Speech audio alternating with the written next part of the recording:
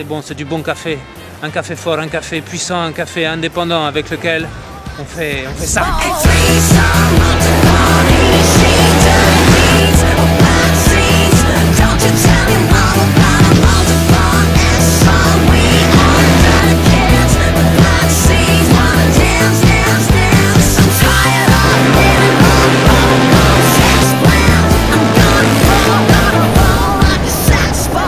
Prenez 10 champions du monde issus du MotoGP, du Superbike, du Supermotard, du Speedway et de l'Enduro. Tassez-les dans un minuscule parcoureur, saupoudrez d'une pincée de fêlés de la course sur route, de spécialistes européens du dirt track et de jeunes loups des grands prix vitesse.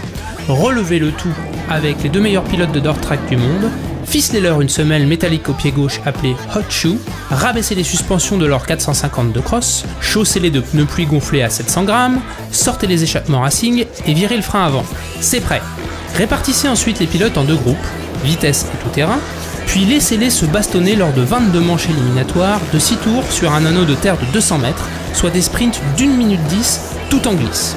3 heures plus tard, les 8 meilleurs de ces 44 gladiateurs accèdent à la super finale qui désigne LE vainqueur du super prestigieux. Second l'année passée, Marc Marquez vise la victoire, mais doit faire face à une opposition encore plus relevée. Le champion de dirt track australien 2014, un certain Troy Bayliss, 45 ans, par ailleurs triple champion du monde de Superbike. Les pilotes de GP Johan Zarco et Bradley Smith, qui ont sérieusement progressé en dirt depuis l'an passé, et les nouveaux venus comme Scott Redding.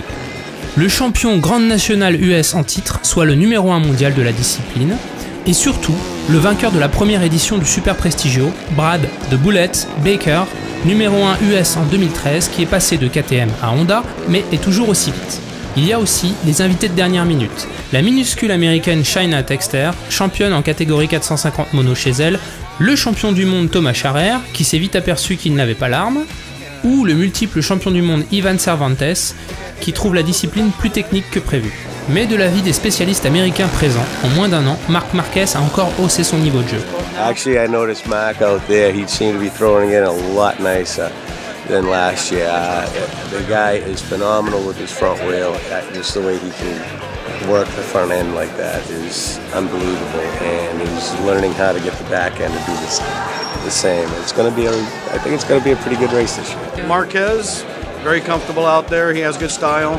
His brother seems to have good style, Alex, and I've noticed quite a few others. Mais pourquoi une telle passion pour le dirt chez le numéro 1 de la vitesse mondiale? Idea, try to improve always and try to be faster, but of course this track is I use only for train and for improve my riding style on MotoGP, and maybe during 1 week I can go 2 times, then after during 1 month I cannot ride the big track bikes, and it's difficult to keep a constant level. Le public, en nette augmentation par rapport à janvier dernier, puisqu'il est passé de 6 à 9 000 personnes, investit rapidement les gradins. Avant l'intro façon Bercy avec Light Show, présentation des pilotes, petite pépé, avant l'arrivée triomphale du Rufea Team, Marc, Alex Marquez et Tito Rabat, les 3 champions 2014 de GP qui s'entraînent toute l'année sur leur piste de dirt catalane.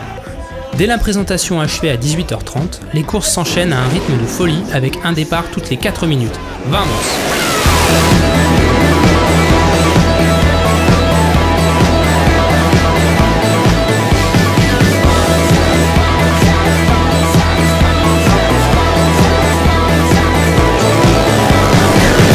Le show est rythmé, l'engagement des pilotes total, les contacts virils et le timing impeccablement orchestré par MC Kevin Clark, flagman sans peur et sans reproche, qui n'hésite pas à frôler les pilotes de ses drapeaux à chaque run. Forfait de Brad Baker sur blessure en fin d'essai oblige, la soirée vient au Marc Marquez Show.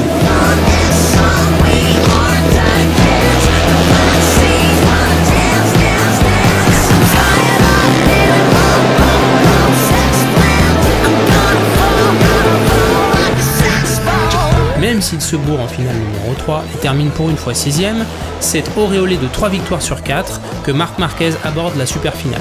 Mais cette fois-ci, c'est contre le number 1 US qu'il va falloir se battre. Départ sous haute tension. Et dès le premier virage, c'est la percussion entre les 2 ténors, dont fait malheureusement les frais Thomas Charrer qui se retrouve à terre. Damné. Contraint d'élargir, voilà Marquez et Mise relégués en milieu de peloton. loin derrière le leader hispano-américain Kenny Noyes, champion d'Espagne SBK et ancien pilote de dirt aux USA. Mais Jared et Marc sont les plus rapides et remontent inexorablement. Au 6e des 12 tours, Marquez puis Mies passe Noyes avec autorité et s'explique en tête. Marquez donne tout et parvient à contenir un Jared Mies déchaîné.